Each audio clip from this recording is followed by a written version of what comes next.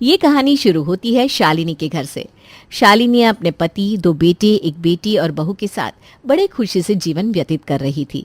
शालिनी को हमेशा किसी से भी जलन होती रहती थी। वो खाने की बड़ी ही शौकीन थी, लेकिन उसे खाना बनाने में बिल्कुल भी दिलचस्पी नहीं थी। शालिनी के बड़े बेटे की शादी होने के बाद उसने सोचा कि अब उसकी खाने की हर फरमाइश पूरी होगी, लेकिन उसे बहू भी उसी की तरह मिलती है, तो अब वो पूरा दिन उसे सुनाती रहती है। सुनिए जी, कहाँ है आपकी ये बहू? दिन से लेकर शाम होने तक आई, लेकिन अभी भी उसका घूमना फिरना हुआ नहीं। मजबूरी में पिछले 3 दिनों से मैं ही खाना बना रही हूँ। जरा फोन तो करो उसे, कब आ रही है महारानी? शालिनी शांत हो जाओ, कितना गुस्सा करोगी? शाम के वक्त कलेश करना अच्छी बात नहीं है। इस वक्त लक्ष्मी जी घर आती हैं। श्वेता घूमने फिरने थोड़ी ना जाती है बाहर, वो जॉब करती है। अरे शाम के 7 बज गए, उसका ऑफिस तो 6 बजे ही छूट जाता है। अब तक महारानी बाहर ही है। ऑफिस में ज़्यादा काम होगा या फिर ट्रैफिक में होगी। तुम शांत हो जाओ, वो आ जाएगी। मैं पहले ही बता रही हूँ आपको, आज मैं खाना नहीं बनाऊंगी, चाहे जो हो जाए। वो आने के बाद बना देगी ना, नहीं तो फिर मैं बाहर से ले आऊँगा। बस तुम शांत हो जाओ। श्वेता की शादी को 2 साल हो गए थे। 2 सालों में 2000 बार शालिनी श्वेता के साथ खाना बनाने को लेकर झगड़ा कर चुकी थी, लेकिन श्वेता पर शालिनी की बातों का कोई असर ही नहीं होता था। श्वेता इंडिपेंडेंट और स्मार्ट लड़की थी। शुरू में श्वेता ने शालिनी की बातों से तंग होकर घर में कुक भी रखा था, लेकिन शालिनी की बकबक सुनकर वो कुक भी कुछ दिनों में भाग गया। अभी अभी शालिनी की पड़ोसन सीमा के बेटे की शादी हो गई थी।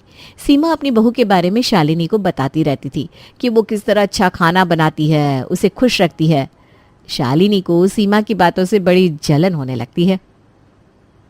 अरे शालिनी, कहाँ थी तुम? महीना हो गया हमारी मुलाकात नहीं हुई। मैं तो यहीं पर थी, तुम्हें व्यस्त थी ना अपने बेटे की शादी में। वैसे अच्छे से हो गई शादी की रस्में? अरे कब की, इतने दिन थोड़ी ना चलेगी। शादी भी हो गई, रस्में भी हो गई, नई नवेली दुल्हन अब बहू भी हो गई। अच्छा है, अच्छा है। बहुत जल्दी घुल मिल गई तुम्हारी बहू घर में। अब तो मज़े होंगे तुम्हारे। दिन भर बस तुम हुक्म चलाती होगी और तुम्हारी बहू सुनती होगी। हाँ, ऐसा ही कुछ है। तुम्हें पता है मेरी बहू ना खाना बड़ा अच्छा बनाती है, और कुछ ही दिनों में घर भी अच्छे से संभाल लिया है। रोज़ मेरे लिए कुछ ना कुछ अच्छा खाने के लिए बनाती है। सच में मेरे तो मज़े ही मज़े हैं। तुम्हारे भी मज़े होते मेरी तरह अगर अपने बेटे को कान के नीचे ना रखती। ना वो लव मैरिज करता, ना ही घर में जॉब करने वाली बहू आती। खैर अब क्या। शायद तुम भूल रही हो, मेरा नाम शालिनी है। मुझे बिगड़ी बाजी को किस तरह संवारना है ये अच्छे से पता है। मुझसे गलती हो गई, अजय को लव मैरिज के लिए हाँ कह दिया, लेकिन अभी भी कुछ ज़्यादा बिगड़ा नहीं है। मेरा बेटा, मेरा विजय अभी भी बाकी है। अपने विजय के लिए मैं बहू अपनी पसंद की ही लाऊंगी, फिर चाहे जो हो जाए। लेकिन उसे भी कोई और लड़की पसंद होगी तो क्या उसे अपनी पसंद भूलनी होगी? पता नहीं तू कैसे करेगी, लेकिन फिर भी तू जैसा चाहती है वैसा ही हो। खैर अब मैं चलती हूँ, कल शाम फिर मिलेंगे। शालिनी सीमा की बातों को लेकर बड़ी परेशान थी। वो सोच रही थी कि अपने विजय के लिए वो एक ऐसी बहू चुनकर लाए जो उसे अच्छे अच्छे पकवान बनाकर खिलाए, लेकिन उससे एक बात का डर भी था कि कहीं विजय को कोई और लड़की पसंद ना हो। सीमा से मिलने के बाद वो रात भर विजय की शादी के बारे में सोचती है। तब उसे अपनी पुरानी दोस्त शोभा की याद आती है। उसका एक छोटा सा होटल था। शोभा और उसका पति रमेश उस होटल को बड़े अच्छे से संभाल रहे थे। नीलम उन दोनों की अकेली बेटी थी। कुछ दिनों पहले शालिनी की नीलम से मुलाकात भी हुई थी। तब उसे पता चलता है कि नीलम अपने माता पिता की तरफ बड़ा अच्छा खाना बनाती है।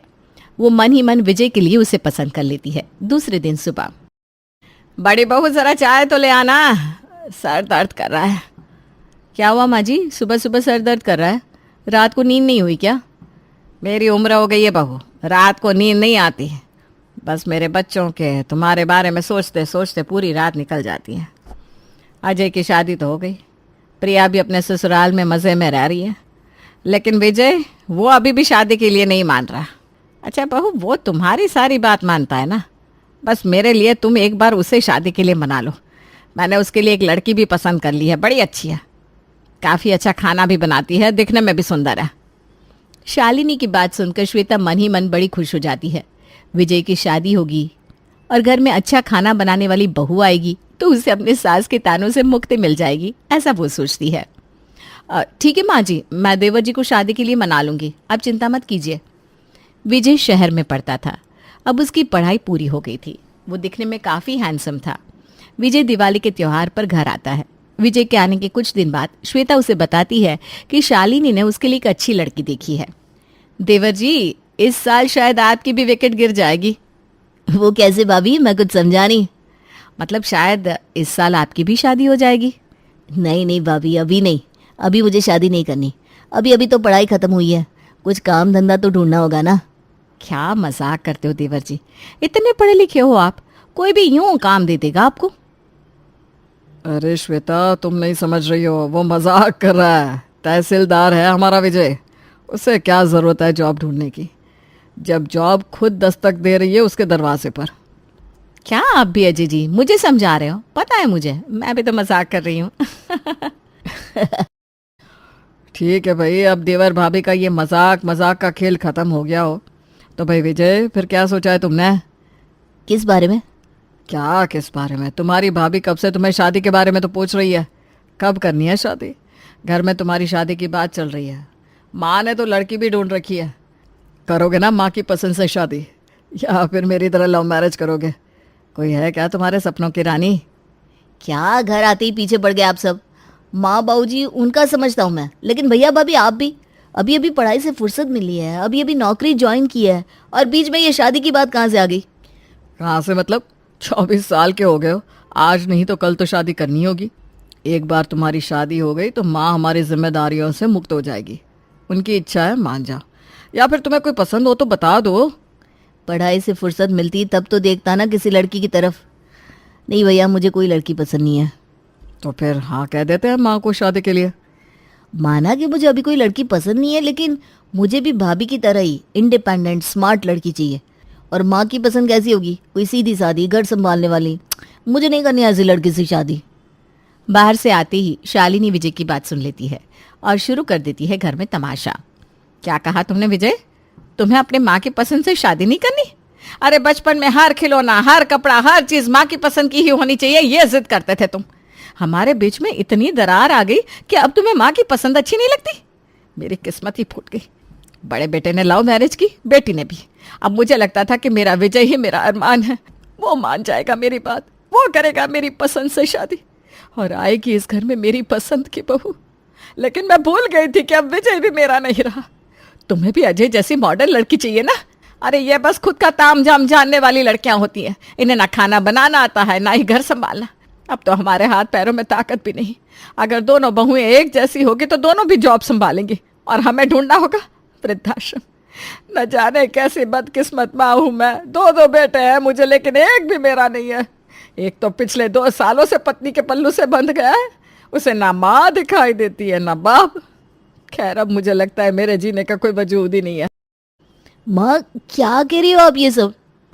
बस भी करो माँ, आप ही कहती रहती ना घर में ऐसी बातें नहीं करते। अरे तो क्या करूं मैं, क्यों जिंदा रहूं अगर इस घर में मेरी कोई अहमियत नहीं है? नहीं जीना मुझे, मैं मर जाती हूँ। फिर तुम सब आराम से रहना, अपने मन का करना, ना फिर कोई टोकेगा ना कोई सलाह देगा। और हाँ विजय, तुम भी फिर अपनी पसंद की लड़की ही इस घर में लाना। शालिनी बड़बड़ाते हुए जोर जोर से रोने लगती है और अपने ड्रामे से विजय को मजबूर करके अपनी बात मनवा लेती है। इस दुनिया में मेरी जिंदगी में सबसे ज्यादा अहमियत आपकी है माँ। आप चाहती है ना आपकी पसंद की लड़की इस घर में बहू बन के आए, तो ठीक है, मैं तैयार हूँ शादी के लिए। लेकिन विजय। अब क्या लेकिन? जाओ जाकर मिठाई लेकर आओ। अब हमारे घर में ढोल ताशा बजेंगे, बड़े धूमधाम से मैं अपने विजय की बारात लाऊंगी। अरे खड़े क्या हो, जाओ जल्दी, सबका मुंह मीठा कराओ। विजय शादी के लिए हाँ तो कह देता है, लेकिन उसके चेहरे पर उदासी साफ झलक रही थी। विजय के हाँ कहने से शालिनी बड़ी खुश थी। अगले कुछ ही दिनों में विजय और नीलम की मुलाकात होती है। नीलम दिखने में सुंदर थी, लेकिन विजय ने कभी आंख भर के उसकी तरफ देखा नहीं। अगले कुछ ही दिनों में विजय और नीलम की शादी हो गई। थोड़े ही दिनों में नीलम नए घर में घुल मिल गई। शादी की सारी रस्में हो गई। नीलम जब भी विजय से बात करने की कोशिश करती तो वो कोई भी काम का बहाना बनाता। शुरू में तो नीलम को लगता था कि वो शायद हिचकिचा रहा है। क्या बात है विजय जी, मैं जब भी आपसे बात करने के बारे में सोचती हूँ आप मुझसे दूर दूर भागते रहते हो, जैसे हम एक दूसरे के लिए अजनबी हैं। शुरू में मुझे लगता था आप हिचकिचा रहे हो क्योंकि हम नए हैं एक दूसरे के लिए, लेकिन अब तो हमारी शादी को काफ़ी दिन हो गए, शादी की सारी रस्में हो गई, भगवान का आशीर्वाद भी मिल गया। अब तो हम हमारे नए जीवन की शुरुआत कर सकते हैं ना। लेकिन ना तो आप मुझसे ठीक से बात करते हैं, ना मेरे साथ कहीं घूमने चलते हैं। कोई बात है कि आपके मन में? मुझसे खुलकर बात करिए ना। देखो, मैं जानता हूँ तुम भी अपने पति से बाकी सारी औरतों की तरह प्यार, पत्नी का स्थान, इज्जत चाहती होगी। तुम्हारी भी कुछ ज़रूरतें होंगी, लेकिन मुझे माफ़ कर दो। इस घर में तुम्हें किसी भी चीज़ की कमी नहीं होगी। तुम्हें जो चाहिए वो सब मिलेगा, लेकिन मेरा प्यार और मेरी ज़िंदगी में पत्नी का स्थान मैं नहीं दे पाऊँगा। मैं जानता हूँ तुम्हारे साथ नाइंसाफ़ी हुई है। मैंने तुम्हें ये बताने की लाख कोशिश की कि ये शादी मैं मजबूरी में कर रहा हूँ, लेकिन मेरी बात तुम्हारे तक कभी पहुँच ही नहीं पाई। देखो प्लीज़, तुम खुद को संभालो। मैंने ये शादी सिर्फ और सिर्फ अपनी माँ के लिए की है। मुझे माफ़ कर दो। मैं आशा करता हूँ तुम मुझे समझ लोगी। पति पत्नी नहीं, लेकिन हम एक दूसरे के अच्छे दोस्त बन सकते हैं। ये क्या कह रहे हो आप? इस घर में मुझे सब कुछ मिलेगा प्यार के सिवा। रास्ते की भिखारी हूँ क्या मैं, जो आपकी कुछ चीज़ों से मैं खुश हो जाऊंगी? शादी करके आई हूँ इस घर में। अरे नहीं करनी थी शादी तो अपनी माँ से कह देती। मुझे परेशान करने की क्या जरूरत थी? क्यों खराब करती मेरी जिंदगी? देखो, शांत हो जाओ तुम। इस रूम के बाहर आवाज़ गई तो माँ को पता चल जाएगा। बेवजह घर में तमाशा हो जाएगा। तुम्हें घर की शांति की पड़ी है, घर में तमाशा हो जाएगा मेरी बातों से? अरे तुम्हारी और तुम्हारी माँ की वजह से मेरी जिंदगी में तमाशा हो गया है, उसका क्या? देखो, मेरी बात तो सुनो। नहीं सुनना मुझे कुछ भी। जाओ तुम यहाँ से, मुझे अकेले रहना है। नीलम विजय को कमरे से बाहर भेज देती है और अपने दोनों हाथ आंखों पर रखकर जोर जोर से रोने लगती है। रोते रोते नीचे बैठ जाती है। उसे अपनी किस्मत का, विजय की माँ का, सबका गुस्सा आ रहा था, लेकिन अपनी वजह से अपने माँ पापा को परेशानी ना हो, इस वजह से वो चुप रहती है। रात में रोते रोते कब उसकी आंख लग जाती है उसे पता ही नहीं चलता। अगली सुबह उसकी आंख खुलती है। जो है जैसा है उसी के साथ अपना समझ के जीवन व्यतीत करने का निर्णय नीलम लेती है। कल रात उसने विजय से बड़े गुस्से में बात की थी, इस बात का उसे बुरा लगता है। वो विजय से माफ़ी मांग लेती है।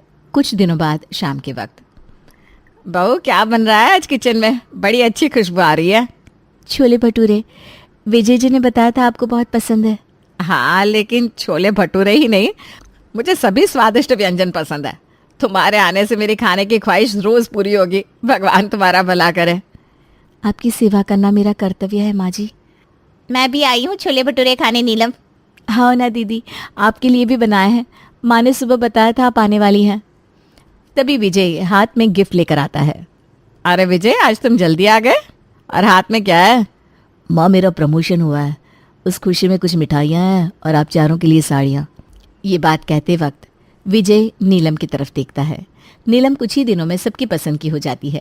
शुरू शुरू में हर कोई उसे खाना बनाने वाली, कुक, क्या क्या नहीं कहते थे, लेकिन अपनी अच्छाई से उसने सबका दिल जीत लिया था। पहले आप सिर्फ मेरी ज़रूरत की चीज़ें ही लाते थे, आज आपने मेरे लिए गिफ्ट लाया। हम आपके हैं कौन? इतना बदलाव कैसे आ गया?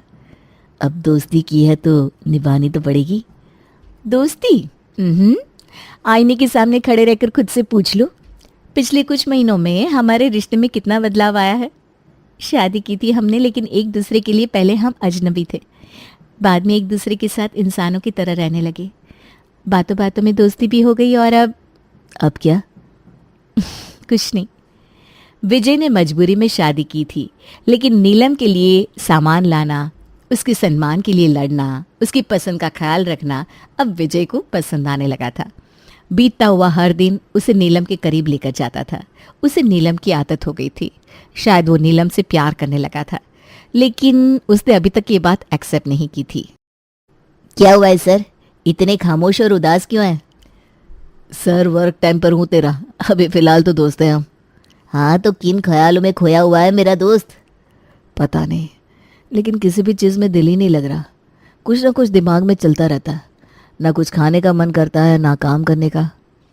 मेरे दोस्त इसे प्रेम रोग कहते हैं। कुछ भी। मुझे और प्रेम रोग इम्पॉसिबल। मुझे किससे होगा प्यार? अरे नीलम भाभी से। देखो, सच तो यह है कि मैंने अभी उसे एक्सेप्ट नहीं किया है अपने पति के रूप में। तो ठीक है, आंख बंद करो, लंबी सांस लो।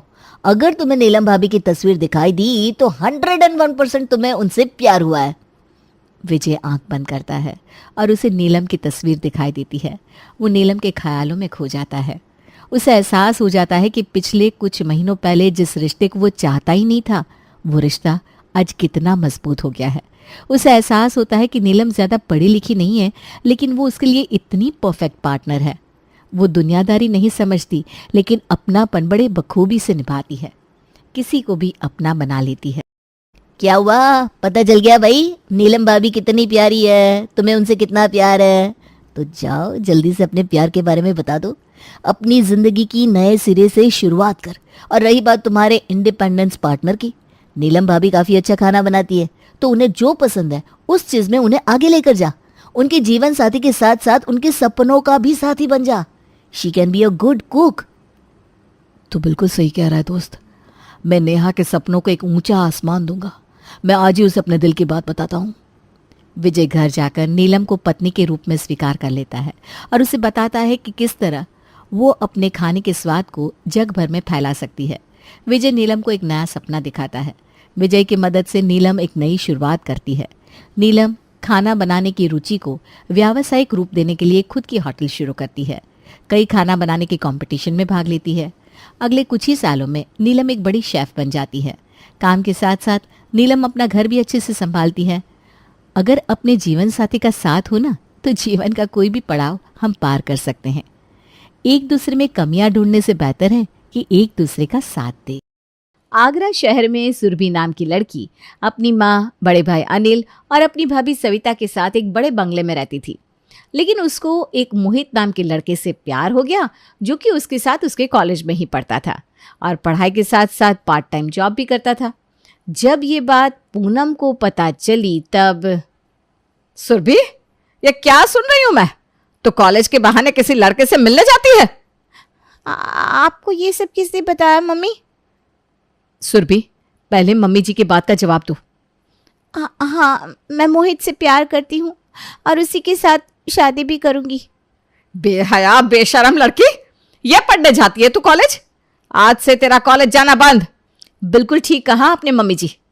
अब से मैं सुरभि को घर से बाहर कदम भी नहीं रखने दूंगी, चाहे जो भी हो। जब ये बात अनिल को पता चली तो उसने सुरभि को बिठाकर शांति से पूछा, लेकिन मोहित के लिए सुरभि का प्यार पागलपन का रूप ले चुका था, इसलिए मजबूरन अनिल ने शादी के लिए हाँ बोल दिया। देखो सुरभि, तुम मेरी इकलौती बहन हो, इसलिए मैं तुमको ऐसे परेशान नहीं देख सकता, लेकिन जो भी करना बहुत सोच समझ कर करना। आप मेरी चिंता ना करो भैया, मोहित बहुत समझदार, जिम्मेदार और पढ़ा लिखा लड़का है। वो मुझे अच्छी तरह से रखेगा। ठीक है, तो फिर किसी दिन मुझे मोहित से मिला दो, फिर मैं बात करके उससे तुम्हारी शादी तय कर दूंगा। थैंक यू भैया, आप इस दुनिया के सबसे अच्छे भाई हो। अनिल, तो ये कान खोलकर सुन ले, मैं इस रिश्ते को नहीं मानती। अरे ऐसे ही किसी अरे गहरे नथु गहरे को अपनी बेटी थोड़ी ना दे दूंगी। माँ जी, इस लड़ाई में मैं आपके साथ हूं। सविता को मोहित से नाम से ही नफरत हो गई थी। वो अब हमेशा इसी कोशिश में लगी रहती कि सुरभि और मोहित की शादी ना हो पाए, इसलिए वो पूनम, अनिल और सुरभि को भड़काने लगी। माँ जी, मैं आपको कैसे समझाऊं, मोहित हमारी सुरभि के लिए बिल्कुल अच्छा लड़का नहीं है। अरे लेकिन अनिल ने तो सुरभि की शादी के लिए हाँ बोल दिया। हाँ माँ जी, क्योंकि वो अपनी छोटी बहन को ऐसे रोते तड़पते नहीं देख सकते ना, इसीलिए दबाव में आकर उन्होंने ये फैसला किया। अच्छा बहू, ये बता वो लड़का करता क्या है? अरे मुझे तो वो लड़का एक नंबर का आवारा लगता है माँ जी, कहीं पार्ट टाइम जॉब करता है। अच्छा, तो फिर बहू तू सुरभि पर नजर रख अब से। ठीक है माँ जी। सुबह का समय था। सुरभि अपने कमरे में बैठी अपनी आगे की जिंदगी के बारे में सोच रही थी। वो मोहित से ही शादी करना चाहती थी, लेकिन सविता उसे बार बार समझाने की कोशिश कर रही थी कि ये शादी उसकी जिंदगी की सबसे बड़ी गलती होगी। सविता कमरे में आई और सुरभि के बगल में बैठ गई। सुरभि, तुम्हें ये बात समझ में क्यों नहीं आती? मोहित के पास न पैसा है न अच्छा करियर। तुम इतने अच्छे परिवार में पली बढ़ी हो, क्या तुम सच में उसके साथ खुश रह पाओगी? देखिए भाभी, पैसा और करियर सब कुछ नहीं होता। प्यार में वो ताकत होती है जो हर मुश्किल को पार कर सकती है। ये सब कहने की बात होती है सुरभि, असल जिंदगी में पैसा बहुत मायने रखता है। तुम अगर मोहित से शादी करोगी तो एक दिन बहुत पछताओगी। सुरभि को भी ये बात थोड़ी थोड़ी समझ में आने लगी थी, लेकिन फिर भी वो अपनी जिद पर अड़ी हुई थी। शायद आप सही कह रही हो भाभी, लेकिन मैं जानती हूँ मैं मोहित के बिना अपनी जिंदगी के बारे में सोच भी नहीं सकती हूँ। अरे मेरी भोली ननद रानी, जिंदगी में पैसा बहुत जरूरी होता है, उसके बिना जिंदगी नहीं कटती। भाभी, मैं अपनी खुशियों की कीमत पैसों से नहीं लगा सकती। सविता ने एक लंबी सांस ली और वो सुरभि के कमरे से निकल गई, क्योंकि अब वो समझ चुकी थी कि उसकी ननद उसकी बात नहीं मानने वाली। इसलिए वो अनिल के पास जाकर उस पर भड़कने लगी। अनिल, आप खुद को समझते क्या हो? ऐसे कोई करता है क्या भला? अरे मुझे तुम ये बताओगी कि मैंने क्या किया है और तुम मुझ पर ऐसे भड़क क्यों रही हो? इतने भोले मत बनो। क्या तुमको नहीं पता वो मोहित कुछ खास नहीं करता? फिर हमारी सुरभि को वो अच्छे से कैसे रख पाएगा? तुम्हारी बात सही है सविता, लेकिन मैं सुरभि से उसकी मोहित से शादी का वादा कर चुका हूं। अरे लेकिन सुरभि की खुशियों का क्या? उसकी खुशियां वो खुद जाने। जब समझाने से मान ही नहीं रही तो मैं क्या करूं? अनिल चिल्लाते हुए अपने कमरे से बाहर चला गया। सविता के समझ में अब कुछ भी नहीं आ रहा था कि वो क्या करे। उधर सुरभि और मोहित आंगन में बैठे बातें कर रहे थे। मैं जानता हूँ सुरभि, मैं तुम्हें वो सब नहीं दे पाऊंगा जो तुम डिजर्व करती हो। कभी कभी लगता है कि मैं तुम्हें दुख दे रहा हूँ। तुम्हें क्या लगता है मोहित, मैं तुम्हारे साथ सिर्फ पैसों के लिए हूँ? मेरे लिए तुम्हारी सच्चाई और प्यार ही सब कुछ है। लेकिन तुम्हारी भाभी सही कहती है, मैं तुम्हें एक अच्छी जिंदगी नहीं दे पाऊंगा। फिलहाल तो हम साथ हैं ना, यही काफ़ी है मोहित। बाकी सब कुछ वक्त के साथ ठीक हो जाएगा। मैं सिर्फ तुम्हें चाहती हूँ मोहित। मोहित ने सुरभि का हाथ थामा। दोनों के चेहरे पर एक भरोसा था जो सारी मुश्किलों को जीतने का हौसला देता था। और अब मोहित और सुरभि की शादी तय हो गई। देख बहू, घर में बहुत सारे काम है, इसलिए तू सुरभि को मार्केट ले जा और शॉपिंग करा ला। जी माँ जी। सविता सुरभि को खरीदारी के लिए मार्केट ले गई। वहाँ महंगे ज्वेलरी स्टोर्स के सामने वे दोनों खड़ी थी। सविता ने सुरभि की तरफ देखा जो अपनी पसंदीदा अंगूठी देख रही थी। सुरभि, अगर तुमने मेरी बात मानी होती ना तो आज ये अंगूठी तुम्हारी होती। अब कहना क्या चाहती हो भाभी? मोहित तुम्हें ये अंगूठी कभी नहीं दिलवा पाएगा। भाभी, आपका दिमाग खराब है क्या? आप मुझे यहाँ शॉपिंग कराने लाई हो या जलील करने? सविता सुरभि को यूं चीखते देख डर जाती है, इसलिए वो उसे शांत करने की कोशिश करती है। अरे सुरभि, इसमें ऐसे चीखने की क्या जरूरत है? भाभी, क्या ये सारी चीजें खुश रहने की गारंटी दे सकती हैं? बिल्कुल दे सकती है। एक औरत को इसके अलावा क्या चाहिए? मैं जानती हूँ कि मोहित मुझे ये सब कुछ नहीं दे सकता, पर उसके प्यार में जो सुकून है वो इस अंगूठी से कहीं ज्यादा कीमती है। तुम्हें ये सारी बातें बाद में समझ में आएंगी, जब जिंदगी की सच्चाई से सामना होगा। तब की तब देखी जाएगी। अभी तो मैं किसी के कहने पर नहीं, अपने दिल की सुनना चाहती हूँ बस। सविता के बार बार समझाने पर भी सुरभि ने उसकी एक बात नहीं सुनी और कुछ दिनों बाद सुरभि और मोहित की शादी हो गई और वो अपने ससुराल चली जाती है। इस बात से सविता बिल्कुल भी खुश नहीं थी। मोहित, इतना छोटा रूम? हाँ सुरभि, जो है वो यही है।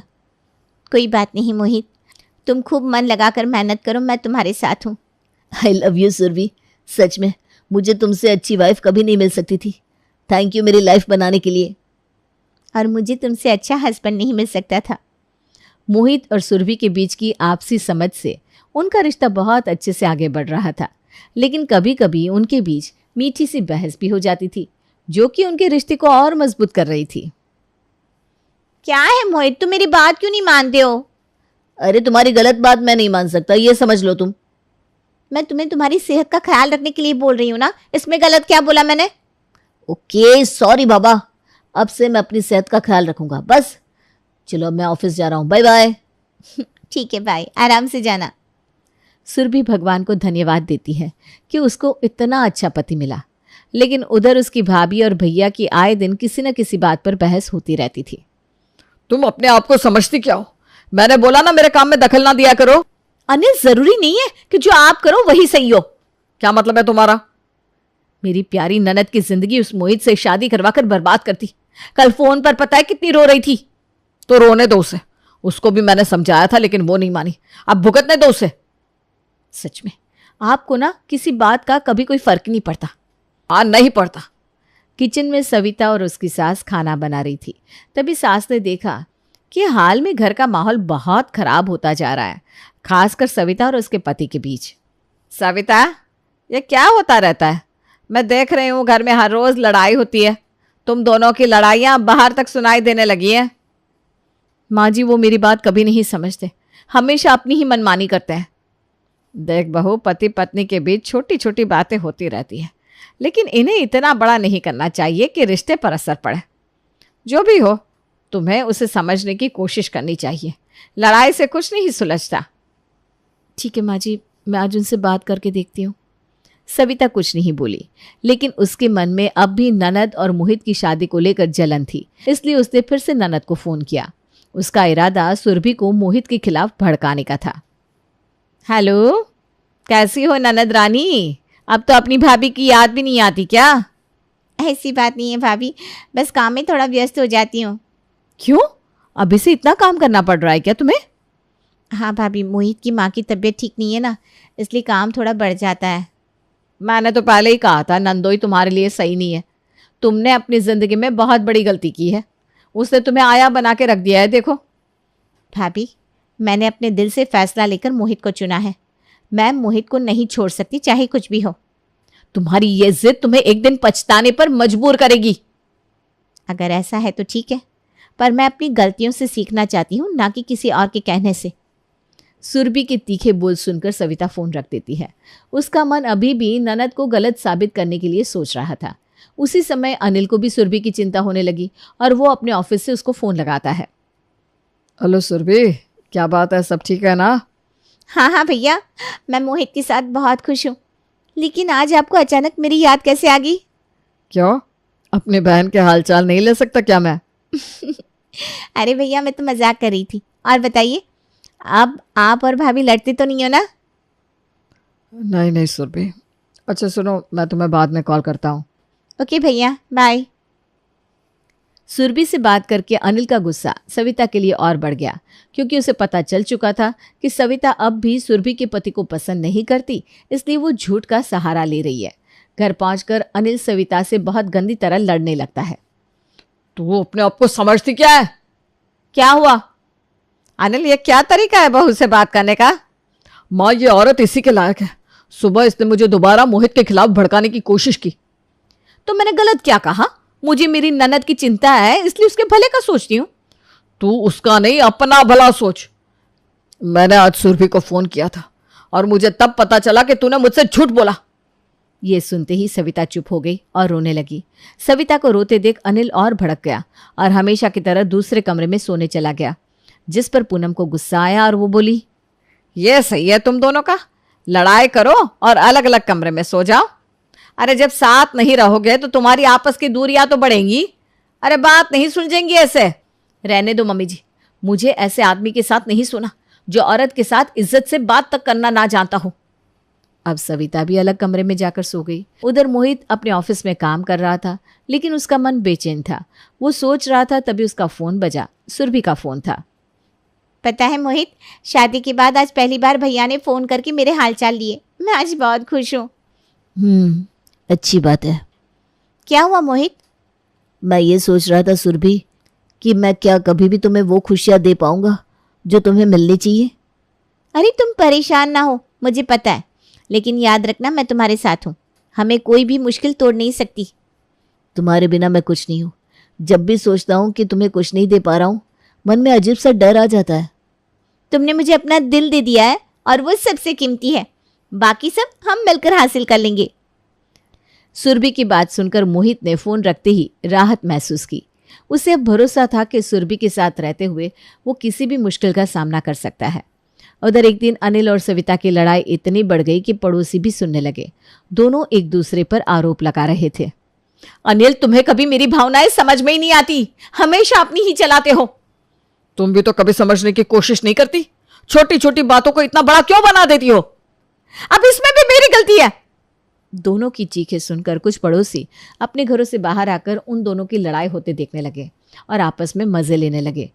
पड़ोसी धीरे धीरे बात कर रहे थे। इनकी तो रोज की बात हो गई, कब तक ऐसे चलेगा? बेचारी बुढ़िया का जीना नरक कर दिया है दोनों ने। सही कहा भाई, रोज रोज कुत्ते बिल्ली जैसे दोनों लड़ते हैं और कभी इनकी लड़ाई खत्म ही नहीं होती। अरे इनकी लड़ाई कभी खत्म नहीं होगी। अच्छा है, हम सबका मनोरंजन हो जाता है फ्री में। रात का समय था। सुरभि और मोहित की दिन में बहस हो गई थी, लेकिन दोनों एक दूसरे को सॉरी बोलकर हंसते हुए साथ सोने चले गए। देखा मोहित, छोटी छोटी लड़ाइयाँ भी सिर्फ एक सॉरी बोलने से खत्म हो जाती है और प्यार से सब सुलझ जाता है। मुझे तो तुम्हारे साथ रहकर हर परेशानी छोटी लगने लगती है। बातें बनाना कोई आपसे सीखे मोहित जी। दूसरी ओर सविता और उसका पति अलग अलग कमरों में सो रहे थे। दोनों की लड़ाई अब तक सुलझ नहीं पाई थी और दोनों बहुत बेचैन थे।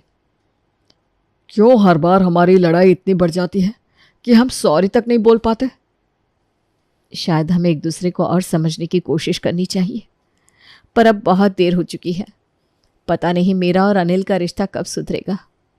पूनम को ऐसे अपने घर में बहू बेटे का अलग अलग कमरों में सोना बिल्कुल पसंद नहीं आता और उधर पड़ोसियों के तानों से वो बहुत दुखी होती है। जब उसको कुछ समझ में नहीं आता तो वो सुरभि और मोहित को घर बुलाकर उन दोनों को समझाने के लिए कहती है। भैया, मैं ये क्या सुन रही हूँ? आप लोगों की शादी को इतना समय हो गया और आज तक आप लोग एक दूसरे को समझ भी नहीं पाए। मैं तो हमेशा लड़ाई खत्म करने की कोशिश करती हूँ, लेकिन ये दूसरे कमरे में जाकर सो जाते हैं और मुझे इनसे बात करने का मौका तक नहीं देते। तुम कभी मेरी बात सुनती हो? तुमसे बस ड्रामा करवा लो। भैया भैया आप शांत हो जाओ। भाभी की बात सही है। अगर आप उनको मौका नहीं दोगे और अलग कमरे में सो जाओगे तब तो आप दोनों की बहस कभी खत्म ही नहीं हो पाएगी। दामाद जी, मैं भी हमेशा इनको यही समझाती हूँ, लेकिन ये दोनों मेरी एक नहीं सुनते। भाभी ये गलत बात है। आपको अपनी सास की हर बात माननी चाहिए। वो आपकी माँ के बराबर है ना। सॉरी मम्मी जी, आज से मैं आपकी हर बात मानूंगी और घर में कभी किसी के साथ लड़ाई नहीं करूंगी। ये हुई ना बात भाभी। सॉरी सुरभि, मैंने तुम्हारी जिंदगी में भी आग लगाने की कोशिश की। मैं बहुत बुरी हूँ। अरे भाभी, आप ऐसे मुझसे माफ़ी मत मांगिए, मुझे अच्छा नहीं लग रहा। नहीं सुरभि, सिर्फ मैं ही थी जो तुम्हारी और मोहित की शादी से कभी खुश नहीं हुई और मैंने हमेशा तुमको मोहित के खिलाफ भड़काने की कोशिश की। अनिल जब सविता को ऐसे सबके सामने गिड़गिड़ाता और माफ़ी मांगता देखता है तो उसको अंदर से बहुत खराब लगा, इसलिए वो भी सबके सामने सविता से माफ़ी मांगने लगा। सॉरी सविता, शायद मैंने तुमको कभी समझने की कोशिश ही नहीं की, लेकिन अब से मैं तुम्हारी हर बात सुनूंगा। मैं भी आपकी हर बात मानूंगी। लो कर लो बात। मुझे अगर पहले पता होता तो मैं मोहित और सुरभि को बहुत पहले ही बुला लेती। बेकार में इतने दिनों तक पड़ोसियों का मनोरंजन होता रहा। पूनम की बात सुनकर सब हंस पड़े। इसके बाद सबने एक साथ बैठकर डिनर किया। मोहित और सुरभि खुशी के साथ अपने घर चले गए। पूनम अब बहुत खुश थी कि उसकी बेटी इतनी समझदार हो गई है और मोहित जैसा समझदार लड़का उसका दामाद है। सविता को भी समझ में आ गया कि सुरभि मोहित से इतना प्यार क्यों करती थी और उसे अपनी करने का पछतावा भी था। इन सब के बाद वो सब अपनी अपनी जिंदगी में खुश रहने लगे। अरे जब से मुंबई गया है बेटा, तब से बस भाग ही रहा है। अपने खाने पीने का ध्यान भी रखता है कि नहीं? माँ, मुंबई नगरी है ही ऐसी। यहाँ अगर कुछ बनना है तो फिर भागा दौड़ी तो करनी पड़ती है। अरे वो सब तो ठीक है, लेकिन अब तू घर कब आ रहा है? कितने महीने हो गए तुझसे मिले हुए। नहीं माँ, घर तो अभी नहीं आ सकता। जॉब अभी अभी लगी है, इसलिए मुझे जॉब पर पूरा ध्यान देना है। जब भी मुझे समय मिलेगा मैं आ जाऊंगा। चल ठीक है, जैसी तेरी मर्जी, लेकिन अपने खाने पीने का ध्यान रखना। हाँ हाँ माँ, मुंबई में और कुछ हो या ना हो, लेकिन खाने की एक चीज है जो हर वक्त काम आ जाती है। राज यहाँ फोन रखता है और वड़ा पाव वाले से वड़ा पाव लेता है। मुंबई के लोगों का अगर सुख दुख का कोई साथी है तो वो है मुंबई का वड़ा पाव, जो खाने में आसान होता है और सस्ता भी पड़ता है जेब पर। मुंबई का वड़ा पाव तो था ही राज के लिए, लेकिन कोई और भी था जो इस सफर में उसके साथ था, या मैं कहूँ कि उसके साथ थी। अरे इतनी देर कहाँ लगा दी? अरे माँ का फोन आ गया था, उन्हीं से बात कर रहा था। अच्छा ठीक है, हो गई बात उनसे? क्या कह रही थी तुम्हारी माँ? बस कुछ नहीं, मेरे खाने के लिए परेशान हो रही थी। अरे खाने से याद आया, मेरा वड़ा पाव कहाँ है? ये रहा। वड़ा पाव जैसी कोई चीज ही नहीं है। तुम्हारे साथ रह रहकर मुझे भी वड़ा पाव की आदत से लग गई है। अरे वड़ा पाव के सहारे ही तो मैंने इतने साल निकाले हैं इस मुंबई में। तुम तो जानती हो, 2 साल पहले ही मेरे माता पिता की मृत्यु हो गई थी। तभी से मैं जॉब करती हूँ। बस तभी से वड़ा पाव मेरा बेस्ट फ्रेंड बन गया है। सब जानता हूँ मैं। अरे अब चलो, कहीं हमें ट्रेन पकड़ने में देरी ना हो जाए। राज और साक्षी की मुलाकात मुंबई में एक कंपनी में हुई जहां दोनों की जॉब लगी थी। साथ में काम करते करते उन्हें एक दूसरे से प्यार हो गया। साक्षी के माता पिता की मौत हो गई थी और राज के माता पिता मुंबई के पास के रत्नावली गांव में रहते थे। क्या हुआ, बहुत परेशान लग रहे हो तुम? अरे पिताजी की तबीयत काफी खराब हो गई थी, बस उसी के बारे में सोच सोच कर परेशान हो रहा था। अगर वो यहाँ होते तो मैं उनकी देखभाल कर पाता। तो फिर तुम उन्हें यहाँ क्यों नहीं बुला लेते? अरे ना मेरे पास कोई घर है, ना अभी तक हम दोनों सेटल हुआ है, सब कुछ कैसे होगा?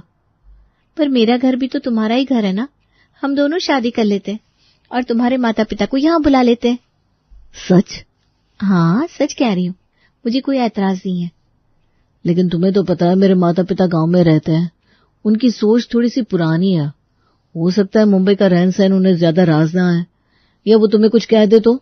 अरे कोई बात नहीं, नए नए रिश्तों में तो ये सब होता ही रहता है, उन्हें धीरे धीरे आदत पड़ जाएगी। ठीक है, तो मैं कल ही हमारी शादी रजिस्ट्रेशन करवा लेता हूँ। साक्षी और राज कोर्ट मैरिज कर लेते हैं और राज अपने माता पिता और बहन को मुंबई बुला लेता है।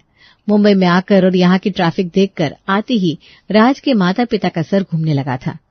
यहाँ लोग अपनी आधी जिंदगी तो ट्रैफिक में ही बिता देते हैं। माँ बड़ा शहर है ना, इसलिए बहुत ज्यादा यहाँ वहाँ होता है। मैं आपको पानी देता हूँ। तूने कहा तूने शादी कर ली है, तो तेरी पत्नी कहाँ है? साक्षी बस आती ही होगी, उसे लास्ट लोकल पकड़ने में देर हो गई होगी। आप दोनों ट्रेन से सफर करते हो? अरे मुंबई में अगर जीना है और काम करना है तो ट्रेन का सहारा तो लेना ही पड़ता है, इसके अलावा आप जॉब नहीं कर सकते हो। न जाने तुम लोग कैसे रहते हो यहाँ। आपको भी आदत हो जाएगी। जब मैं यहाँ नया नया आया था तो मुझे भी यहाँ बिल्कुल अच्छा नहीं लगता था। राज और घर वाले साक्षी का इंतजार कर रहे थे और साक्षी को घर आते आते रात के 11 बज गए। सॉरी मुझे आने में काफी वक्त लग गया, वो क्या है ना, ट्रेन को आने में ही देरी हो गई थी। कोई बात नहीं माँ, ये है साक्षी मेरी पत्नी। प्रणाम माँ जी। खुश रहो। राज बेटा, अभी तो हमें काफी भूख लगी है, बहू तुम जल्दी से कुछ बना दो। मुझे लगा ही था कि आपको भूख लगी होगी, इसलिए मैं सबके लिए वड़ा पाव लेकर आई थी। वड़ा पाव? हम रात के खाने में वड़ा पाव खाने वाले हैं? हाँ, अब रात को 11 बजे कौन खाना बनाएगा? आज आप सब ये खा लीजिए, कल साक्षी आप सबके लिए अच्छा सा नाश्ता बना देगी। ठीक है भाई, लाओ जल्दी करो, वड़ा पाव ही खा लेते हैं, बहुत भूख लगी है। साक्षी ने पहले रात ही अपने सास ससुर को वड़ा पाव खिलाकर सुला दिया। अगले दिन सुबह से जॉब के लिए काफी देर हो रही थी, इसलिए वो काफी हड़बड़ी में थी।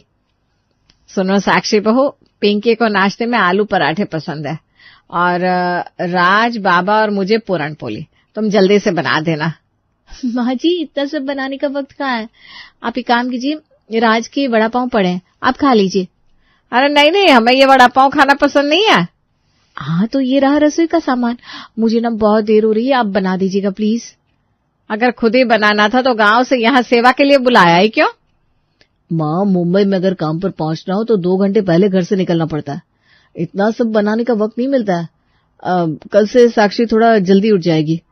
हाँ, कल से मैं जल्दी उठ जाऊंगी और आपके लिए अच्छा सा खाना और नाश्ता बना दूंगी। अभी आप ना ये वड़ा पाव खा लीजिए, मैं भी रास्ते में अपने लिए लेते हुए जाऊंगी। वृंदा को ये बात अच्छी नहीं लगी थी, लेकिन बहू बेटे के सामने वो कुछ कह नहीं सकी। उसे चुपचाप वड़ा पाव खा लिया और मुंह फुलाकर बैठ गई। अरे वृंदा, क्यों सुबह से मुंह फुलाकर बैठ गई हो? अरे बाबा, माँ की इसमें क्या गलती है? हम जब से आए हैं तब से बस ये वड़ा पाव ही तो खा रहे हैं। पकवान तो छोड़ो, भाभी ने दाल चावल तक नहीं बनाया। न जाने भैया का क्या ध्यान रखती होंगी। अरे दोनों जॉब करते हैं तो यही खाते होंगे। तभी तो मेरा भुवन इतना पतला हो गया है, उसे सारा दिन ये वड़ा पाव ही खिलाती होगी साक्षी। मुझे नहीं लगता कि उसे और कुछ बनाना भी आता है। माँ, मैं तो कहती हूँ अभी रात को भाभी घर पे आए ना तो उन्हें साफ साफ कह दीजिएगा कि भाई हमें सुबह का नाश्ता भारी करने की आदत है और रात को भी ना हम अच्छे से खाना खाते हैं। पिंकी सही कह रही है, अभी हम थोड़ी सख्ती दिखाएंगे तभी जाकर साक्षी को अकल आएगी। साक्षी की ननद और सास आज बहुत ज्यादा नाराज थे, इसलिए उन दोनों ने फैसला किया कि वो दोनों आज साक्षी से बात करेंगे और रात होते ही वो दोनों साक्षी से शिकायत करने लगी। ऐसा तो बिल्कुल नहीं चलेगा बहू, हमें इन सब की आदत नहीं है। हाँ भाभी, हम यहाँ जब से आए हैं तब से आप बस हमें वड़ा पाव खिलाए जा रही हैं। अगर ऐसा ही था तो हमें बुलाया ही क्यों यहाँ? देखिए, मैं समझ सकती हूँ आप लोग मुझसे नाराज हैं, लेकिन मेरी मजबूरी है। पर मैं आपसे ध्यान रखूंगी कि मैं आपकी जरूरतों का ध्यान रख सकूं।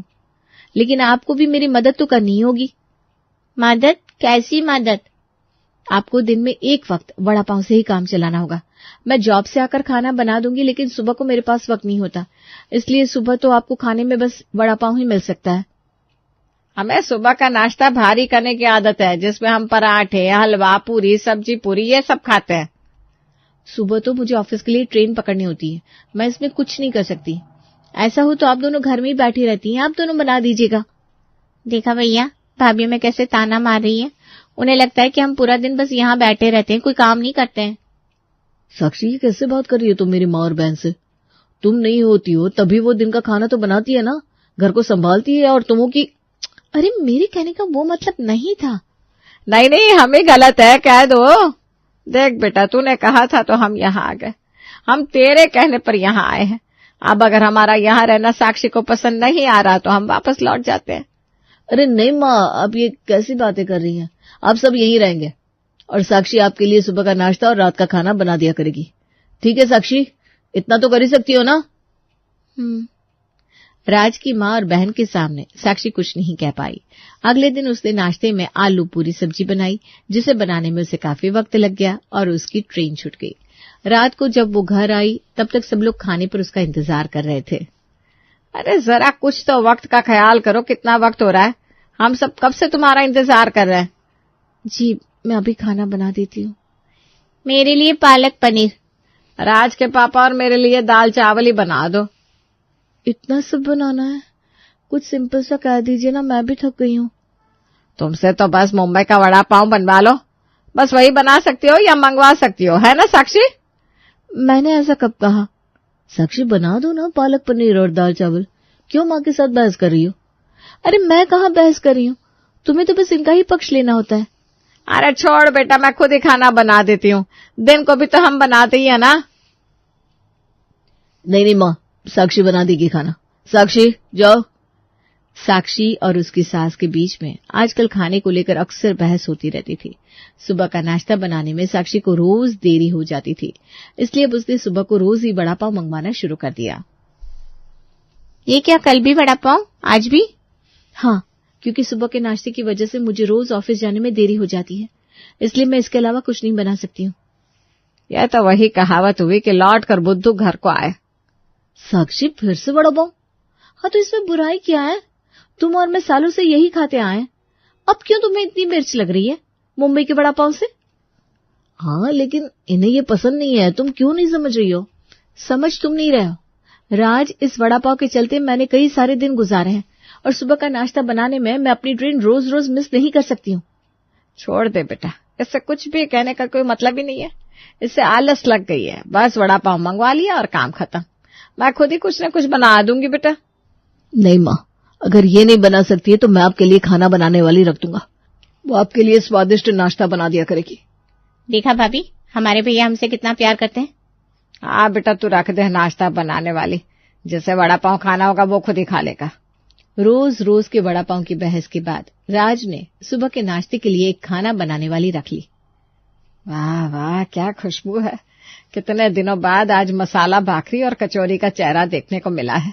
तबीयत भी बाग बाग हो गई इसे देखकर, वरना रोज रोज वड़ा पाव का चेहरा देखना पड़ता था। वाह, क्या चाय बनाई है इसने। अरे पीजिए पीजिए, हमारे बेटे ने आज नाश्ता बनाने वाली रखी है, जो हमें रोज स्वादिष्ट और अलग अलग प्रकार का खाना बनाकर खिलाएगी। भाभी, आपको भी इच्छा तो बहुत हो रही होगी ये सब खाने की, आप थोड़ा सा ले सकती है। नहीं, मुझे देर हो रही है, मैंने अपने लिए वड़ा पाव मंगवा लिया है। अब क्या करे, सबकी अपनी किस्मत है। राज के खाना बनाने वाली रखने के बाद भी साक्षी तो सुबह अपने साथ वड़ा पाव ही ले जाती थी और राज के घर वाले यहाँ कभी पराठे कभी समोसे बनवाते और खाने का भरपूर स्वाद लेते। अरे राज बेटा, तूने तो सच में ये खाना बनाने वाली रखकर बड़ा ही अच्छा काम किया है। हाँ भैया, कल तो क्या उसने मजेदार पास्ता बनाया था, खाकर ही मजा आ गया। हाँ, रोज रोज ये मुंबई का वड़ा पाव खाकर हम तो परेशान ही हो गए थे। अरे भैया, आज 1 तारीख है, मेरा पगार दे दो। हाँ, कितना हुआ तुम्हारा पगार? अभी दे देता हूँ। मेरा हुआ 1 महीने का 40,000। क्या 40,000? इतने पैसे क्यों? तुम तो सिर्फ हमारे लिए नाश्ता बनाती हो। अरे आपको पता नहीं है मुंबई में खाना बनाने वाले का कितना रेट चलता है। कभी समोसे, कभी पराठे, कभी मसाला चाय। इसमें इतना पैसा तो लगेगा ना। अरे लेकिन ये तो बहुत ही ज्यादा है। तो ये आपको पहले सोचना चाहिए था। मेरे को मेरी पगार चाहिए, मतलब चाहिए। 40,000 तो हमारे घर का पूरा खर्चा ही हो जाएगा। अरे जब इतनी तंगी थी तो मुंबई का वड़ा पाव खा लेने का। सस्ता, सुंदर, टिकाऊ, पैसे की बचत भी हो जाती है और पेट भी भर जाता। अरे ठीक है, मैं तुम्हें देता हूँ पैसा। बस तुम कल से मत आना, हम अपना नाश्ता खुद ही बना लेंगे। ये लो 40,000। खाना बनाने वाले को 40,000 देने के बाद राज के महीने के खर्चे के लिए कुछ भी नहीं बचा था। उसे इस हालत में देखकर उसके घर वाले भी खुद को गिल्टी महसूस कर रहे थे। हमने बिना सोचे समझे इतना खर्चा करवा दिया भैया का। अब पता चला कि साक्षी क्यों वड़ा पाव से इतना प्रभावित थी, क्योंकि मुंबई का वड़ा पाव उन लोगों के लिए वरदान है जो यहाँ अपनी जगह बनाना चाहते हैं। आज से हम कोई फालतू खर्चा नहीं करेंगे और पैसे बचाएंगे। सही कहा माँ। 40,000 की फटकार लगने के बाद राज के घर वालों को साक्षी की भी अहमियत समझ में आ रही थी। इसलिए आज जब वो घर आई तब वड़ा पाव पार्टी के लिए सब उसका इंतजार कर रहे थे। मैं भी खाना बना देती हूँ, क्या खाएंगे आप सब? कढ़ी चावल बना दूं क्या? नहीं, आज तो हम सब वड़ा पाव पार्टी करेंगे। क्या वड़ा पाव पार्टी? लेकिन आप सबको तो वड़ा पाव पसंद नहीं है ना। आज हमें हमारी गलती का एहसास हो रहा है कि क्यों आपने अपने माता पिता के जाने के बाद खाना बनाने वाली न रखकर वड़ा पाव को अपना साथी बनाया। साक्षी बहू, हमें माफ कर दे बेटा। तुमने हमें अपना समझकर यहाँ बुलाया, अपने घर में रहने दिया, और हम है कि तुम्हें अपना समझ ही नहीं पाए। तुम नौकरी भी करती रही और हमारी नाराजगी भी सहती रही। और सबसे बड़ा नासमझ तो मैं हूँ, जो मुंबई में रहकर ना तुम्हें समझ पाया और ना ही मुंबई के वड़ा पाव की कीमत को, जो इस शहर में लाखों लोगों के लिए उनकी भूख का साथी है। आप सब ऐसी बातें करके मुझे रुला रहे हैं। मेरे मन में आपके लिए कोई नाराजगी नहीं है, सच्ची। तो इसी बात पे वड़ा पाव पार्टी करते हैं। ये वड़ा पाव और गर्मा गर्म चाय। अरे ऐसे नहीं। तो कैसे? चाय को चीयर्स तो करो। ननद और भाभी का रिश्ता तेल और पानी की तरह होता है। दोनों आपस में कभी एक साथ घुल नहीं सकती। कहते हैं अगर आपकी ननद अच्छी हो तो आपकी ससुराल की आधी से ज्यादा परेशानी तो यूं ही खत्म हो जाती है। लेकिन अगर आपकी ननद को आप पसंद नहीं आ रहे हो तो ये समझ लीजिए कि एक ससुराल में एक बहू के लिए रोज एक नई जंग की तैयारी करनी होती है। अब हमारी प्रीति को ही ले लीजिए। वो जब से शादी करके आई है तब से उसकी ननद तो जैसे उसके पीछे ही पड़ गई है। ये लीजिए मम्मी जी, ये साड़ी आपके लिए। बहुत सुंदर है बेटा, ये रंग मुझ पे खूब जचेगा। क्या जचेगा मम्मी? मुझे तो ये साड़ी बिल्कुल भी पसंद नहीं आई। क्या भाभी, आपकी चॉइस ना बिल्कुल भी अच्छी नहीं है। ऐसा नहीं कहते पिंकी, इतनी अच्छी साड़ी तो है। अच्छा तो तुम ये देखो पिंकी, तुम्हें ये कैसा लगा सूट? ये मैं तुम्हारे लिए लाई हूँ, इसके साथ मैचिंग झुमके भी है। ये कैसा ही रंग का सूट है? अब जानबूझकर ये गंदा सा रंग लाई है ना मेरे लिए, जिससे मैं इसे पहनूं तो अच्छी ना दिखूं। देखा मम्मी, ये आने से ही कैसा बर्ताव कर रही है मेरे साथ। अरे नहीं नहीं नहीं, तुम मुझे गलत समझ रही हो।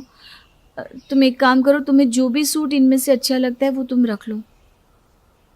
पिंकी देख कितना ख्याल रख रही है तेरा, और तू है कि चल अब जो भी सूट चाहिए ले ले इसमें से। हाँ, पहले कहेंगी कि सूट ले ले, फिर कहेंगी ननद ने मेरा सूट ले लिया। मैं सब समझती हूँ इनकी चालाकियों को। नहीं चाहिए मुझे कुछ भी, जा रही हूँ मैं। और पिंकी वहां से उठकर चली जाती है। मम्मी जी, सच में मेरा ऐसा कोई इरादा नहीं था, और मुझे अनुज ने बताया था कि ये पिंकी का पसंदीदा कलर है, इसलिए मैंने सबसे सुंदर सूट ही उसके लिए पसंद किया था। अरे नहीं बहू, तुम्हारी गलती बिल्कुल भी नहीं है। पिंकी का स्वभाव ही कुछ ऐसा है। तुम चिंता मत करो, धीरे धीरे वो सब समझ जाएगी। जी मम्मी जी, मैं कोशिश करूंगी कि मैं उसका दिल जीत पाऊँ। पिंकी को हर छोटी बात पे प्रीति से प्रॉब्लम थी। प्रीति जो भी करती, पिंकी बस उसे नीचा दिखाने में ही लगी रहती। मम्मी जी, अनुज, पिंकी, सब लोग आ जाइए खाने पे। अरे वाह, खुशबू तो बहुत अच्छी आ रही है। क्या बनाया आज? खुशबू तो कमरे के अंदर तक आ रही है। मैंने आज पिंकी की पसंद की छोले भटूरे बनाए। देखा माँ, अब भी ये मुझे दुखी करना चाहती हैं। अरे अब क्या किया प्रीति ने? आज तो तेरी पसंद के छोले भटूरे बनाए हैं, तुझे तो खुश होना चाहिए। आज मेरे पेट पे बहुत दर्द है, इसलिए मैं छोले नहीं खा सकती। पर देखो, भाभी को तो जानबूझकर आज ही छोले भटूरे बनाने थे, जिससे मैं खा न सकूं और मेरा मन जलता रहे। अरे पिंकी, वो मुझे नहीं पता था कि तुम्हारे पेट में दर्द है, नहीं तो मैं छोले बनाती नहीं, सच में। बस बस, अब ज्यादा सीधी बनने का नाटक मत कीजिए आप। मैं आपको खूब अच्छे से पहचान गई हूँ। बॉस पिंकी, कब से देख रहा हूँ तू प्रीति को सुनाई जा रही है। वो तेरा इतना ख्याल रखती है, फिर भी तुझे हर बात पे प्रीति से प्रॉब्लम होती है। मैं कुछ नहीं कहता, इसका मतलब ये नहीं कि तू इसे कुछ भी कहेगी। देखा माँ, आज तक भैया ने मुझे कभी नहीं डांटा, और आज भाभी क्या आती मुझ पर चिल्लाने लगी। ये है भाभी जो मेरे खिलाफ भड़काती रहती है, तभी तो। प्रीति ने मुझसे आज तक तेरे बारे में कुछ नहीं कहा। पिंकी, तेरी हरकतें ही ऐसी हैं। पिंकी, अब सच में ना बहुत ज्यादा हो रहा है। प्रीति तेरे साथ इतना अच्छा चलती है, फिर भी तू हर बार उसी को गलत साबित करती रहती है। हाँ, मैं ही गलत हूँ, भाभी ही सही है। चली जाती हूँ मैं यहाँ से, यही चाहती हूँ ना। पिंकी देखो, गुस्सा मत हो, मैं तुमसे सॉरी कहती हूँ, ठीक है? आ जाओ, बैठ जाओ, यहाँ बैठो प्लीज, कुछ खा लो। नहीं, ये सब करने की ना कोई जरूरत नहीं है। सबकी डांट से पेट भर गया मेरा। प्रीति को इस बात से काफी बुरा लगा कि उसकी वजह से पिंकी को डांट पड़ी और सबका मूड भी खराब हो गया। प्रीति सब कुछ ठीक करना चाहती थी, पर वो जो भी करती पिंकी को कुछ भी पसंद नहीं आता था। अनुज, मैं सोच रही थी कि हम कहीं बाहर चलते हैं। हाँ, पिक्चर देखने चलते हैं, बहुत वक्त हो गया नहीं गया ना। हाँ चलो, मज़ा आएगा। चलो पिंकी, तुम भी हमारे साथ चलो, तुम्हारा भी मूड अच्छा हो जाएगा। हाँ हाँ चल, तू भी तैयार हो जा, हम तीनों साथ में चलते हैं। नहीं, मुझे नहीं जाना, आप दोनों जाओ। अरे जा ना, तुझे भी तो पिक्चर देखना कितना पसंद है ना। जा, भैया और भाभी के साथ देख कर आ पिक्चर। हाँ चलो ना पिंकी, ये मूवी तुम्हें बहुत पसंद आएगी, इसमें तुम्हारे पसंदीदा कलाकार हैं। ठीक है, चलती हूँ। प्रीति, अनुज और पिंकी तीनों फिल्म देखने जाते हैं, पर जब वहाँ से लौटते हैं तो पिंकी गुस्सा हो जाती है और अपनी माँ से शिकायत करने लग जाती है। मैंने कहा था ना, ये जितनी सीधी दिखती है उतनी है नहीं। अरे अब क्या हो गया? अब क्यों तेरा मूड खराब लगा पड़ा है? मैं इनके साथ फिल्म देखने गई थी, तब पता नहीं भाभी भैया से क्या बार बार कान में कह रही थी। दोनों आपस में कुछ बात किए जा रहे थे। अरे उन दोनों की नई नई शादी हुई है, कुछ कर रहे होंगे बातें, इसमें इतना बड़ा मसला बनाने की क्या जरूरत है पिंकी? मैं आपको कह रही हूँ, आपकी बहू सही नहीं है, ये भैया को आपसे छीन लेगी। माँ, आपने देखा है ना कैसे भैया भाभी के इशारों पर नाचते हैं? ऐसा कुछ भी नहीं है पिंकी, पता नहीं क्यों तुझे प्रीति से इतनी दिक्कत है। वो अच्छी लड़की है और अच्छी बहू भी है, क्यों उसे गलत साबित करती रहती है? क्योंकि मैं आजकल की लड़कियों को जानती हूँ माँ, वो जैसी दिखती है ना वैसी होती नहीं है। अरे माँ, तुम बहुत सीधी हो, इसलिए भाभी को पहचान नहीं पा रही। तुझे तो पहले दिन से ही प्रीति पसंद नहीं, इसलिए जब देखो उसके पीछे पड़ी रहती है। मेरी बात याद रखना, एक दिन तू ही कहेगी कि मेरी भाभी से अच्छी कोई नहीं। ऐसा दिन कभी नहीं आएगा माँ, क्योंकि मैं जानती हूँ प्रीति भाभी कैसी हैं। पिंकी को प्रीति पर थोड़ा सा भी विश्वास नहीं था। अब ये जलन कह लीजिए या कुछ और, पिंकी ने कभी भी प्रीति की किसी भी बात को सही नहीं माना। उसे हमेशा लगता था कि प्रीति कोई ना कोई चाल चल रही है। धीरे धीरे प्रीति ने भी पिंकी की बातों का बुरा लगाना छोड़ दिया था। कुछ वक्त के बाद पिंकी के लिए एक बहुत अच्छा रिश्ता आया और उसकी शादी भी तय हो गई। पिंकी, ये देखो, ये लहंगा तुम पहनोगी तो बहुत अच्छा लगेगा, इसके साथ ये मैचिंग ज्वेलरी भी है। हाँ, अब तो आप खुशी होंगी ना भाभी, अब तो मैं इस घर से जा रही हूँ। आपको परेशान करने वाला, आपको ताने मारने वाला अब कोई नहीं होगा यहाँ। अरे पिंकी, तुम ऐसा क्यों कह रही हो?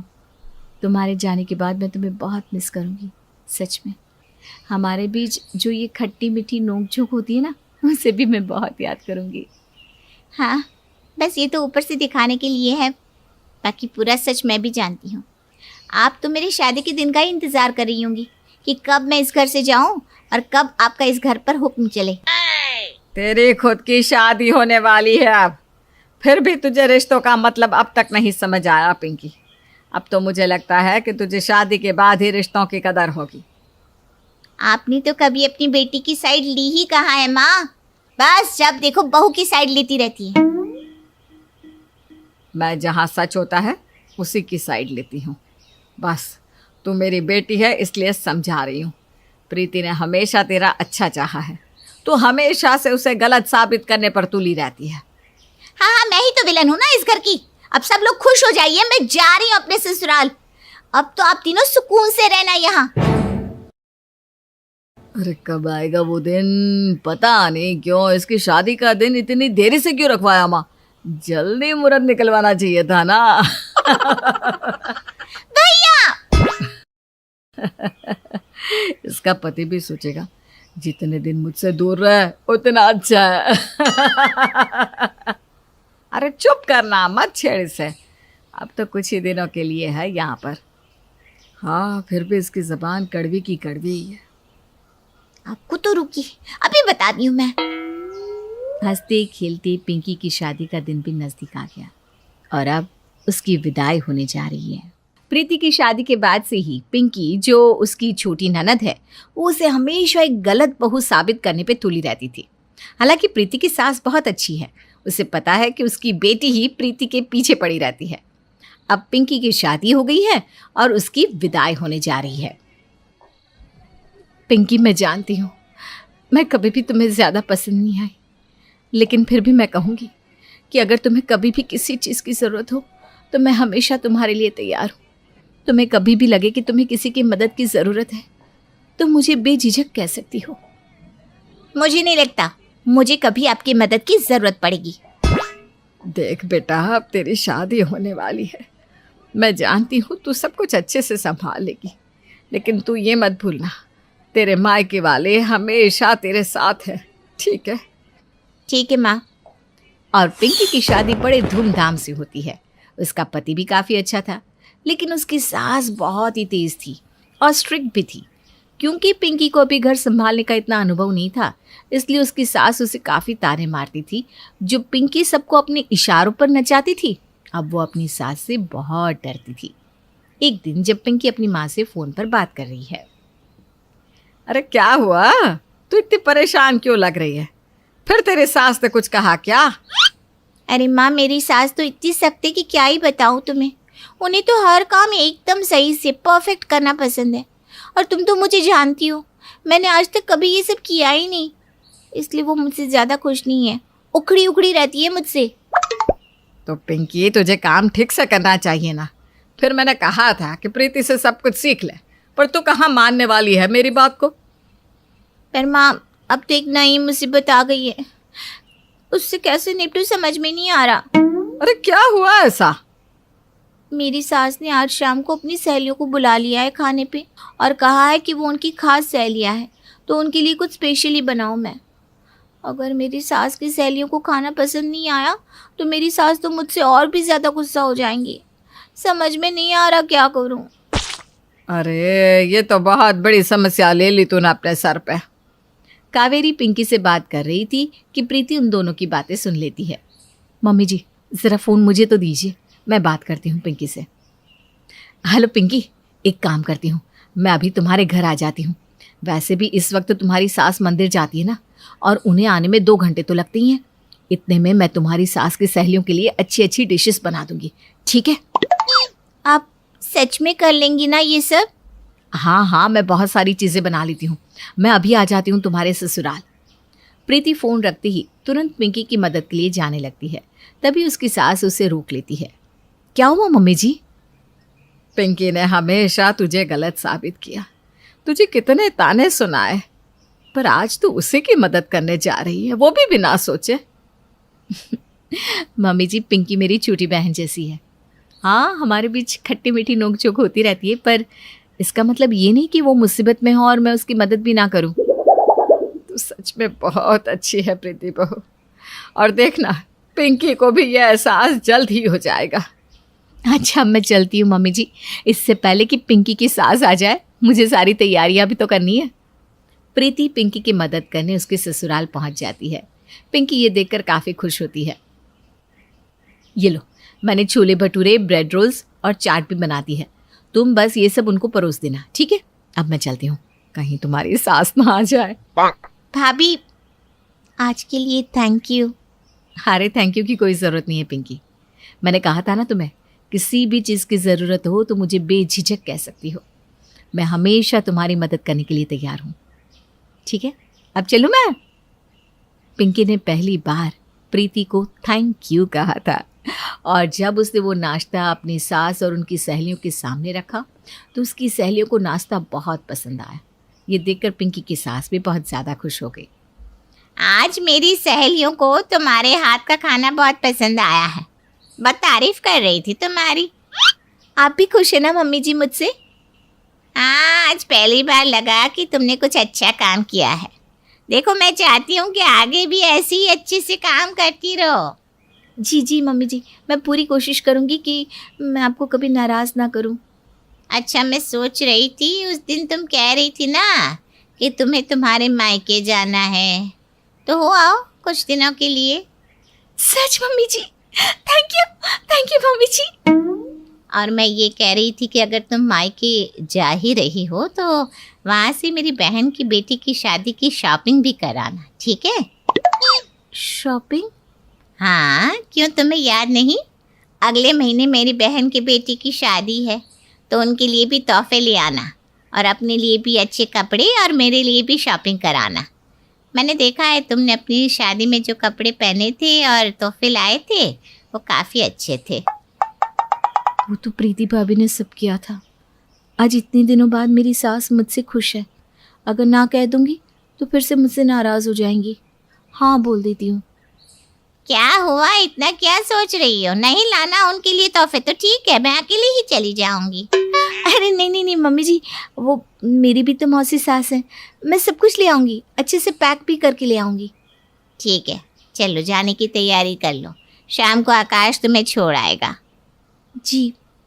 पिंकी ने अपनी सास को हाँ तो बोल दिया, लेकिन उसने अपनी शादी में जो भी कपड़े पहने थे वो सब प्रीति ने उसके लिए लाए थे। शाम को आकाश उसे मायके छोड़ आता है। क्या हुआ बेटा? जब से आई है तब से देख रही हूँ, इतनी परेशान लग रही है। कोई बात है क्या? अरे माँ, मेरी सास ने मुझ पर भरोसा करके मुझे अपनी बहन की बेटी की शादी की तैयारियों का काम सौंपा है। उन्हें लगता है कि मेरी शादी में मैंने जो कुछ भी लाया था, जो भी कपड़े पहने थे, वो सब मैंने किया था। तो तूने अपनी सास को बताया नहीं कि वो सब तेरी भाभी ने किया था तेरी शादी में? नहीं माँ, मैंने सोचा कि पहली बार तो वो मुझसे खुश हुई हैं। अगर मैंने कह दिया कि मुझे नहीं आता तो मुझसे और नाराज़ हो जाएंगी। तो ठीक है, कोई बात नहीं, प्रीति है ना, हम उससे मदद ले लेंगे, वो मना नहीं करेगी। नहीं माँ, पहले भी उन्होंने मेरी बहुत मदद की है। फिर से मदद मांगूंगी तो मेरी ही बेइज्जती हो जाएगी। बेइज्जती? बेइज्जती कैसे इसमें? मैंने आज तक भाभी को कितना कुछ कहा है, हमेशा से उनको गलत बहू, गलत भाभी साबित किया है, और शादी के बाद अब मैं उनसे रोज रोज मदद मांगने लगी हूँ। अब तो वो मुझे ताना मारेंगी ही पक्का। तेरी यही गलती है पिंकी, पता है तुझे? तूने हमेशा प्रीति को गलत समझा और अब भी समझ रही है। तुझे क्या लगता है कि तू अब प्रीति से मदद मांगेगी तो वो तुझे ताने कसेगी, तुझे नीचा दिखाएगी? ना, बिल्कुल भी नहीं। उल्टा वो तो तेरी मदद करके हमेशा ही खुश होती है। तू ही है जो कभी प्यार से बात नहीं करती। तुझे यकीन ना हो तो खुद बात करके देख ले। रुक, मैं अभी प्रीति को बुलाती हूँ। अरे माँ रुको, तो क्या कर रही हो? प्रीति, प्रीति यहाँ आना जरा। हाँ मम्मी जी, कहिए, आपको कुछ चाहिए था? अरे नहीं, मुझे नहीं, पिंकी को कुछ बात करनी है तुमसे। हाँ हाँ पिंकी, बोलो ना, कुछ चाहिए था तुम्हें? वो भाभी, आपकी थोड़ी सी मदद चाहिए थी। अरे हाँ हाँ बोलो ना, क्या मदद चाहिए, मैं तैयार हूँ। बोलो क्या काम करना है, मैं अभी कर देती हूँ। आई एम सॉरी भाभी, मैंने आपको बहुत गलत समझा। प्लीज मुझे माफ कर दीजिए। मैंने आपको क्या क्या नहीं कहा, आपको हमेशा गलत साबित किया, पर आपने कभी मुझे अकेला नहीं छोड़ा। हमेशा मेरी मदद की, कभी ताना नहीं मारा। और आज आपकी वजह से मेरी सास मुझसे इतनी खुश है। अरे पिंकी, पिंकी रो मत। तुम मेरी छोटी बहन जैसी हो और बहनों के बीच नोकझोंक होती रहती है ना। रोना बंद करो, चलो रोना बंद करो। अब बताओ क्या मदद चाहिए। और प्रीति की मदद से पिंकी अपनी मौसी सास के लिए इतने अच्छे तोहफे और कपड़े लेती है कि जिसे देखकर उसकी सास फूली नहीं समाती। उसके बाद से पिंकी ने प्रीति को अपनी भाभी से सहेली बना लिया था।